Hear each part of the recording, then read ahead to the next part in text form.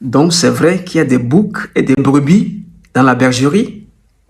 Alors, parle-nous, Seigneur. Dis-nous quelque chose encore.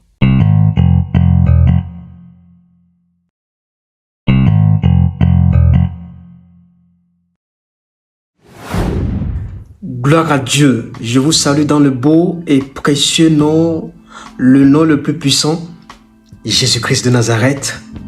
Ce soir, c'est un réel plaisir de partager ensemble un message.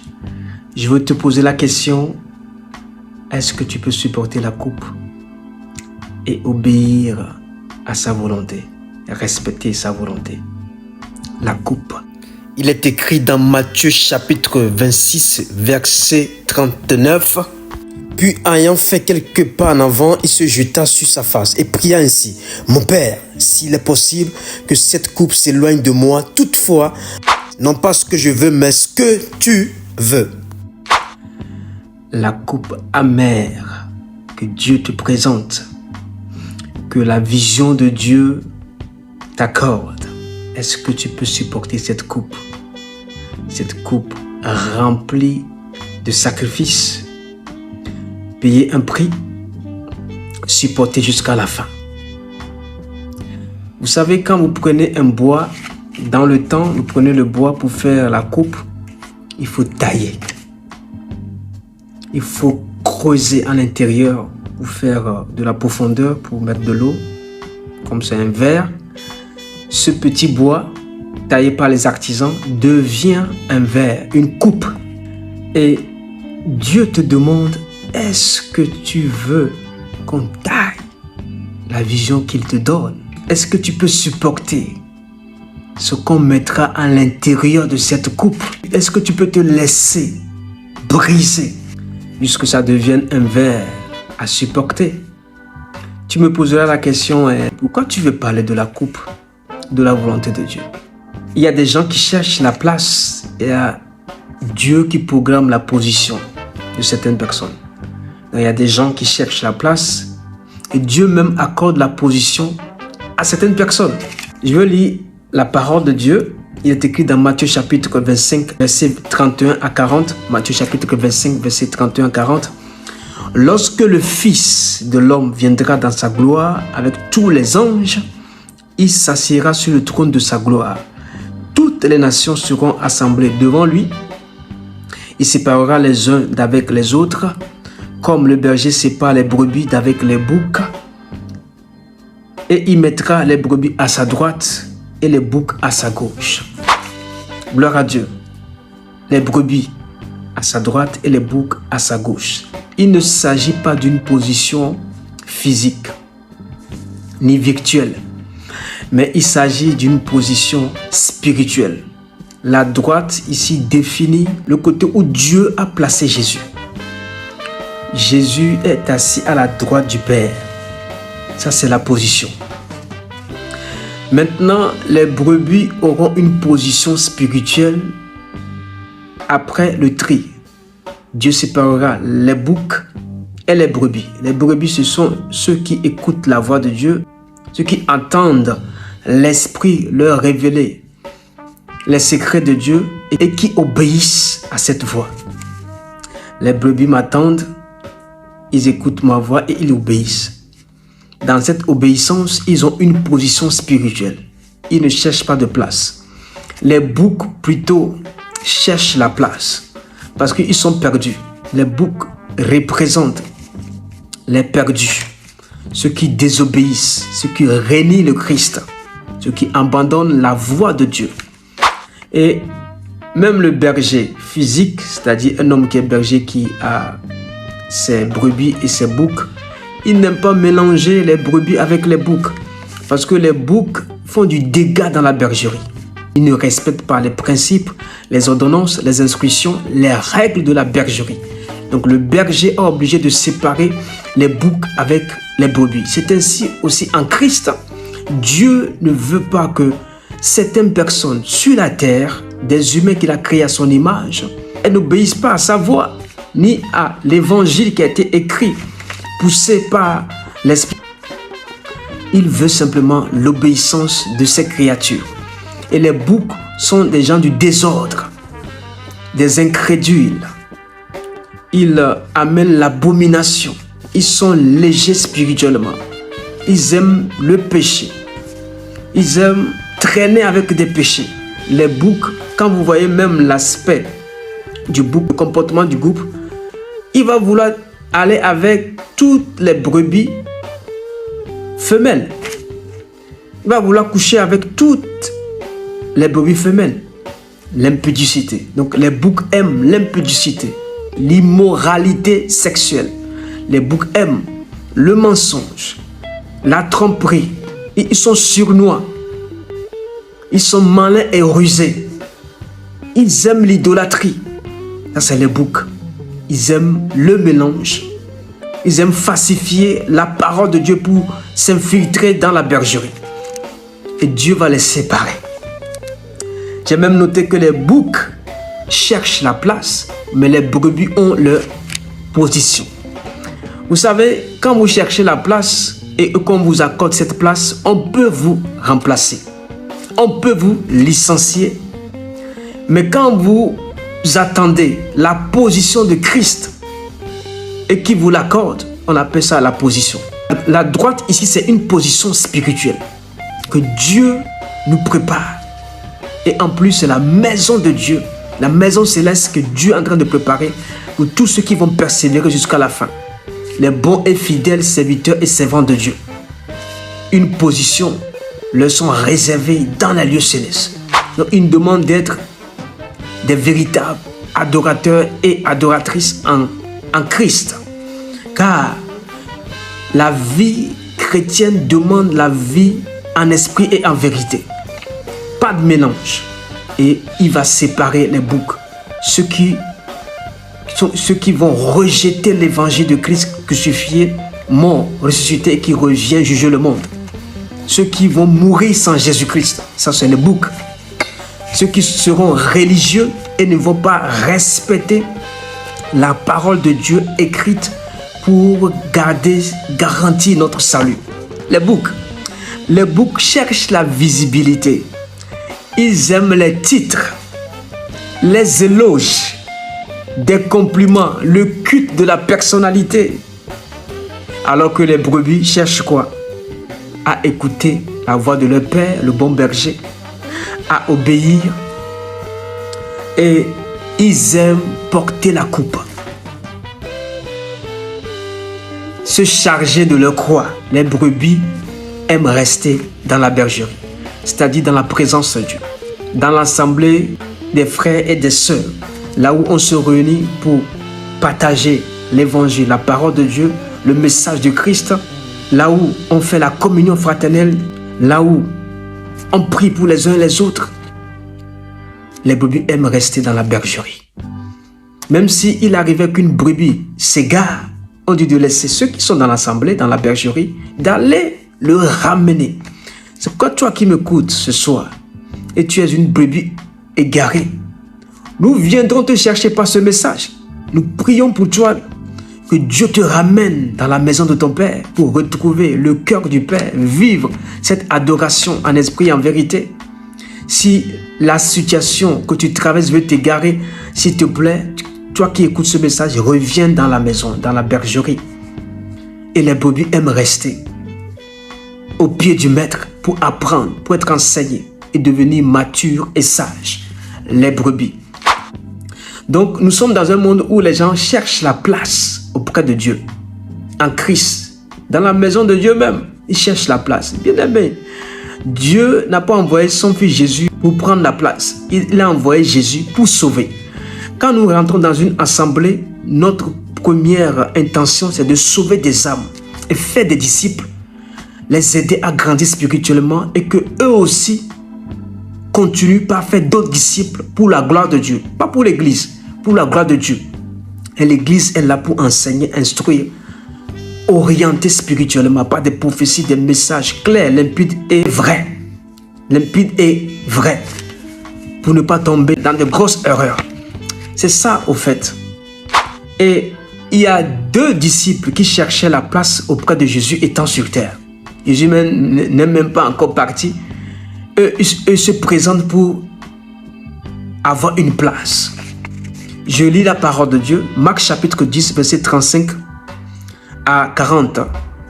Les fils de Zébédée, Jacques et Jean, s'approchèrent de Jésus et lui dirent, « Maître, nous voudrions que tu fasses pour nous ce que nous te demanderons. » Il leur dit, « Que voulez-vous que je fasse pour vous? Accorde-nous, le dit-il, d'être assis, l'un à ta droite et l'autre à ta gauche, quand tu seras dans ta gloire. » Jésus leur répondit, « Vous ne savez ce que vous demandez. Pouvez-vous boire la coupe que je dois boire ou être baptisé du baptême dont je dois être baptisé? » Nous le pouvons, dit-il. Et Jésus leur répondit, « Il est vrai que vous boirez la coupe que je dois boire et que vous serez baptisés du baptême dont je dois être baptisé. » Verset 40. « Mais pour ce qui est d'être assis à ma droite et à ma gauche, cela ne dépend pas de moi et ne sera donné qu'à ceux qui cela est réservé. » Gloire à Dieu. Ah, les fils de Zébédée, ils ont osé s'approcher du maître et demander une place dans la gloire de Dieu, ne sachant pas que Jésus avait déjà préparé une place pour eux. Mais eux, ils le réclamaient. C'est une bonne réclamation.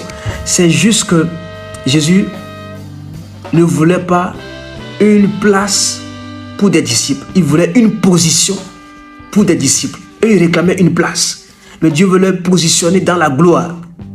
Je prie que toi qui es disciple, qui te positionne dans la gloire.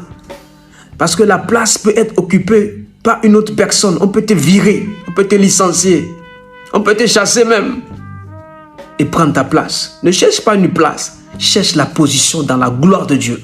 Cherche à te repositionner même si tu l'as perdu. Et ces deux personnes étaient venues voir Jésus-Christ qu'on leur accorde une place. Mais Jésus dit, oui, vous voulez une place, mais est-ce que vous pouvez supporter ma coupe? C'est pourquoi je parlais au début de la coupe. Est-ce que vous pouvez prendre ma croix? Est-ce que vous pouvez supporter mes souffrances dans le ministère, dans l'œuvre de Dieu? Avec les frères et les sœurs, est-ce que vous pouvez être patient, rempli d'amour, de compassion? Est-ce que vous pouvez supporter les vents et les tempêtes, les calomnies, les tribulations? Est-ce que vous pouvez accepter, quand vous échouez, de se relever, continuer la marche? Si vous tombez, de ne pas rester à terre, mais se lever comme un soldat, un combattant, un guerrier et avancer. C'est vrai, mon nom vous fait du bien, vous donne les bénédictions. Mais est-ce que vous pouvez supporter ma coupe? Parce que moi-même, demandé à mon Père, ce ne serait pas mieux, mon Père, que tu m'éloignes de cette coupe? Parce que Jésus était fatigué. Il ne pouvait pas, mais il dit, pas ma volonté, mais ta volonté.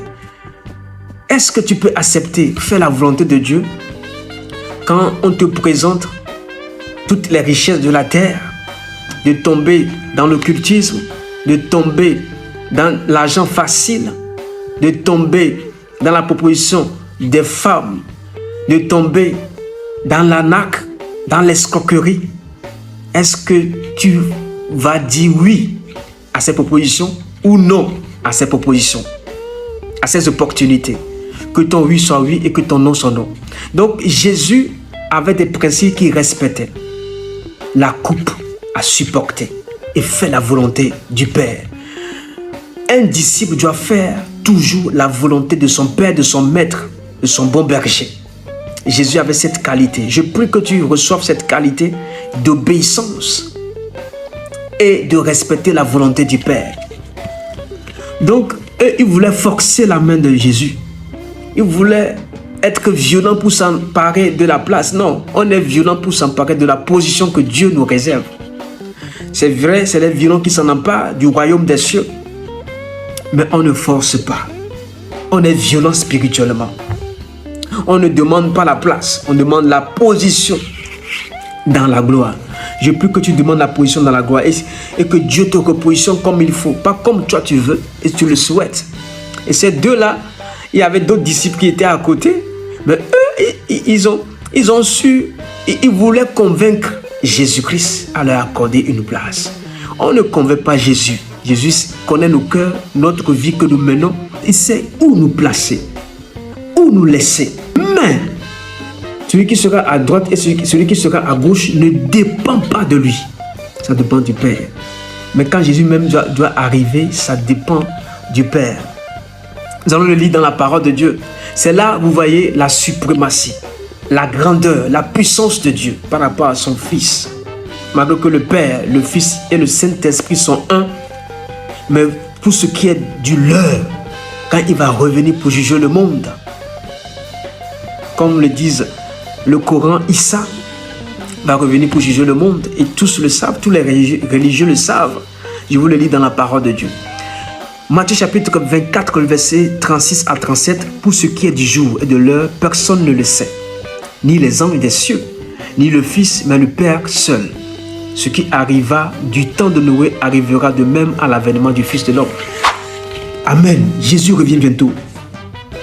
Mais ce qui est du l'heure, la période, la saison, le temps, personne ne le sait. Même les anges qui ont été souvent envoyés, qui sont au service des hommes.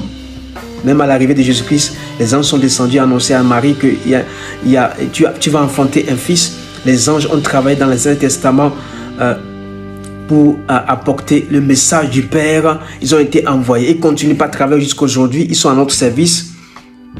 Ils ne savent même pas. Ils n'auront pas de service. Jésus même ne sait même pas que le Père seul. Waouh! C'est là vous voyez que Dieu existe et Dieu est vivant. Et ça me touche qu'on parle de Noé. Noé dans Genèse chapitre 6, vous allez voir que Noé a été suscité, a été appelé à construire l'arche pour sauver les hommes. Parce qu'il y avait de la débauche, de la dépravation des mœurs, de l'homosexualité. Tout ce qui est trans, les dénaturés. Le mal existait et les gens aimaient le mal. En ce temps, déjà les gens aimaient le mal. Sévit sur toute la terre et un mal continuel. Et Dieu voulait arrêter ce mal, l'abondance de péché. Mais là où le péché abonde est la grâce. Donc la grâce était Noé de construire l'arche pour sauver l'espèce humaine. Dieu veut toujours sauver l'espèce humaine. Ça n'a pas commencé par Jésus-Christ, ça a commencé par Noé. Il a construit l'arche pour faire entrer l'espèce humaine, l'espèce animale. Parce que Dieu a donné le pouvoir à l'homme de nommer les animaux. Donc, ce qu'il a nommé ne sera pas détruite. L'espèce humaine et l'espèce animale étaient tous rentrés dans l'arche. Et je prie pour toi que tu sois le Noé de ta génération. Que tu sois cet homme, cette femme que Dieu a choisi pour sauver son peuple. Un peuple qui est tombé dans la drogue, dans l'alcool, dans toutes sortes d'addictions, dans la prostitution, dans la perversion.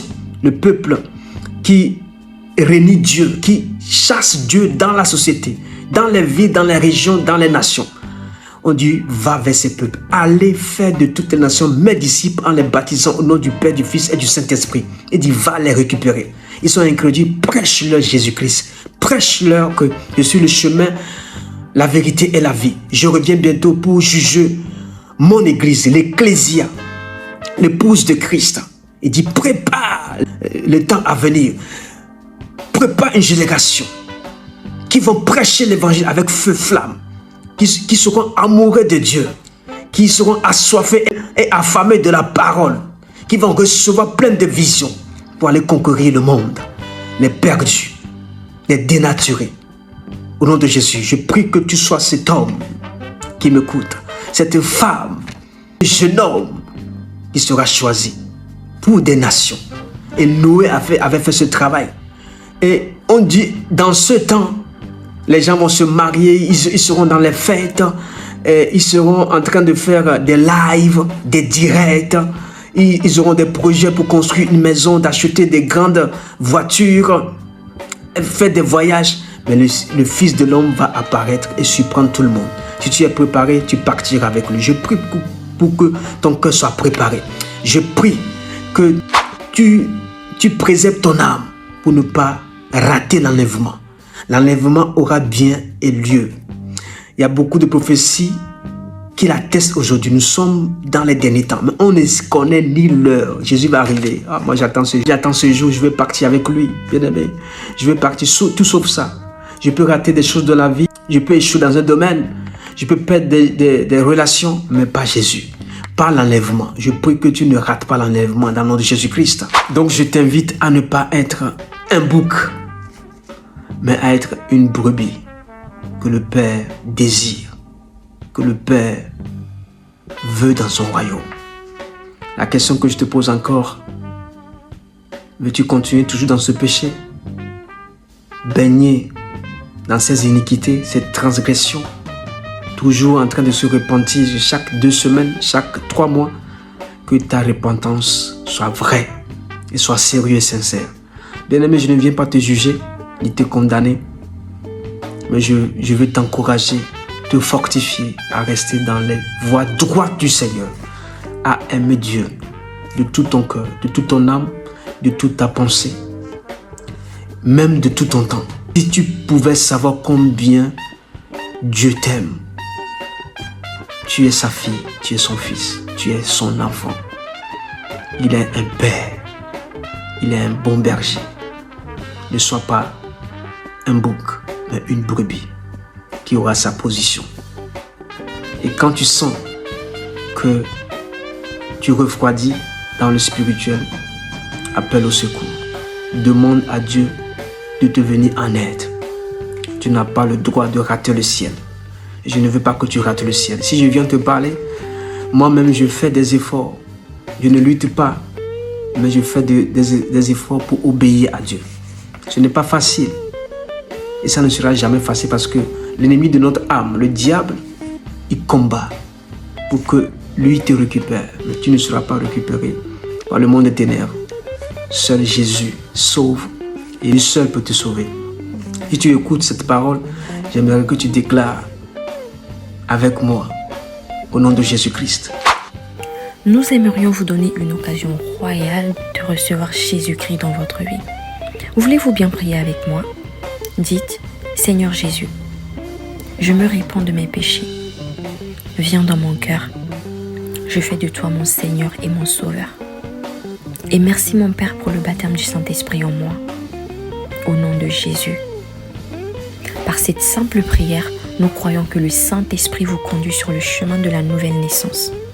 Allez dans une église ou dans une assemblée de Christ dont le fondement est la parole de Dieu. Passez par les eaux du baptême, un baptême par immersion, et donnez à Dieu la première place. Nous espérons de tout cœur que ce message vous encouragera. Si vous connaissez une personne de votre entourage, une famille ou toute une communauté pour qu'elle puisse être encouragée ou être relevée, n'hésitez pas à le partager. Notre vision est que ce message du Christ atteigne et touche un maximum de gens de près comme de loin. C'est ensemble notre mission d'édifier le corps de Christ car Jésus revient. Appuyez sur la cloche de notification et merci infiniment de nous soutenir en vous abonnant à notre chaîne. N'hésitez pas à laisser vos contributions et vos requêtes de prière dans la section des commentaires. Nous prierons pour vous. Amen et soyez abondamment bénis.